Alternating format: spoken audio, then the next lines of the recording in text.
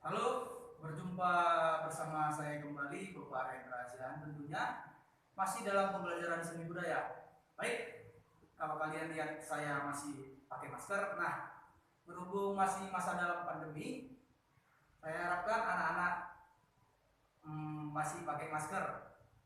Dan apabila nggak ada keperluan keluar yang penting, nggak usah keluar ya. Nah, kemudian berhubung karena saya di dalam ruangan, lebih baik saya lepas masker saya supaya bisa lebih jelas menjelaskan kepada kalian.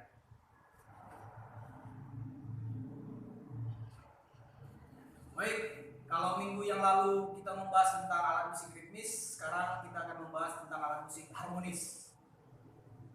Nah, di sini saya ada bawa gitar sebagai salah satu contoh alat musik harmonis. Kenapa gitar sebagai salah satu contoh alat musik harmonis? Akan saya jelaskan. Nah, musik harmonis itu musik apa? Itu alat musik harmonis adalah alat musik yang fungsinya untuk mengiringi lagu atau musik.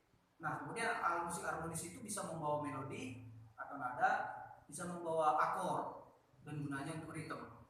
Oke, kenapa gitar termasuk ke dalamnya? Karena gitar adalah alat musik yang bisa memainkan akor dengan sendirinya. Maksudnya adalah gitar ini sendirian bisa membuat akor. Oke, itu kenapa gitar masuk ke dalam alat musik harmonis. Baik, saya akan sedikit menjelaskan tentang bagian-bagian dari gitar agar kalian sedikit lebih memahami.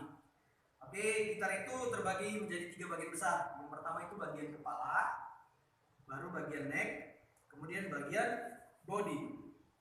Di bagian kepala ada ini seperti putar-putarannya kan, untuk putar-putar tali gitarnya, putar-putar nada dasarnya. Ini namanya tuning K. Kemudian yang putih ini namanya note atau nut. Yang ini, yang putih ini untuk meletakkan posisi gitar ini supaya dia tidak bertabrakan, atau tali senar 6 ini nggak mengambil posisi senar 5 seperti itu. Kemudian kita masuk ke dalam bagian neck atau leher. Nah, kalau kalian perhatikan kotak-kotak ini di dalam ini namanya fingerboard, tempat jari kita diletakkan berpijak. Kemudian yang besinya ini namanya fret, penghubung antara kolom yang satu dengan kolom yang kedua, dan bentuknya berbeda-beda sesuai ukurannya. Oke, itu sedikit bagian kecil dari bagian lehernya. Kemudian bagian dari badannya, body. Oke, di body ini ada namanya ini lubang. Ini namanya lubang resonator. Lubang inilah yang membuat resonansi suara gitar jadi lebih jelas seperti ini. Oke. Kemudian ini yang hitam ini namanya bridge. Bridge ini tempat memasukkan tali gitar. Oke. Kemudian yang putih ini kalau tidak salah namanya saddle, hampir sama dengan gunanya dengan duk. Oke, itu udah sedikit perkenalan mengenai bagian-bagian gitar. Baik, langsung saja bagaimana teknik memainkan gitar.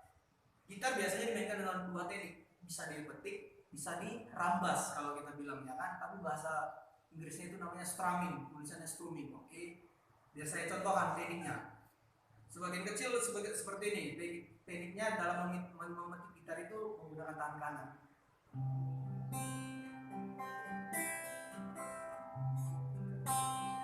Oke, contohnya seperti itulah.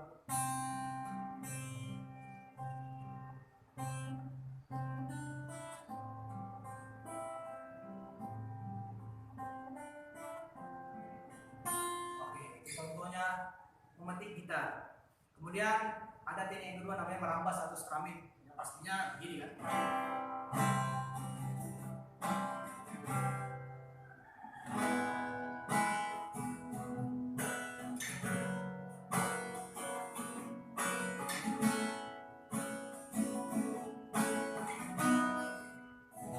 Nah, itu dirambas. Itu teknik yang kedua. Nah, salah satu ciri yang paling gampang kita ketahui untuk alat musik yang tergolong kepada alat musik pembawa harmonis adalah akor itu bisa alat musik itu bisa membawa akor. Akor itu kan kunci. Akor itu terdiri dari 3 nada atau lebih yang dimainkan secara bersamaan. Tadi saya bilang di awal tadi kan bisa memainkan akor. Akor itu contohnya seperti ini. Akor E atau C. Nah, kalau kalian perhatikan kan ada 3 jari yang menempel di sini. Nah, saat saya rampas begini, banyak nada di dalam ini. seperti banyak suaranya kan, dari kali 1 sampai kali 6. Tapi kalau kita teliti satu persatu, dari ke-6 senar ini hanya mengandung dari 3 nada saja, yaitu C, E, dan G. Kalau kita bedah satu-satu pasti nadanya seperti itu. Nah, inilah akor yang dimaksud tadi. Akor kan bisa mengiringi saat orang menyanyi kan. Misalnya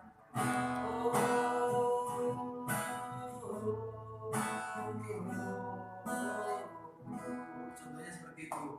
Nah, itulah dia yang dimaksud tadi, akor kegunaannya dalam mengiringi lagu atau nyanyian.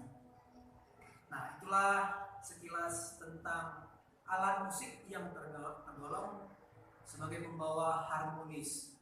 Kalau kemarin kita belajar tentang alat musik ritmis, sekarang kita belajar harmonis. Lebih kurang seperti itu penyampaian yang bisa Bapak sampaikan. Kalau misalnya ada yang kurang jelas, silakan tanya saja di kolom komentar, pasti saya akan balas. Nah, untuk pertemuan berikutnya kita akan membahas tentang alat musik melodis. Jadi untuk hari ini cukup sekian materi kita. Terima kasih.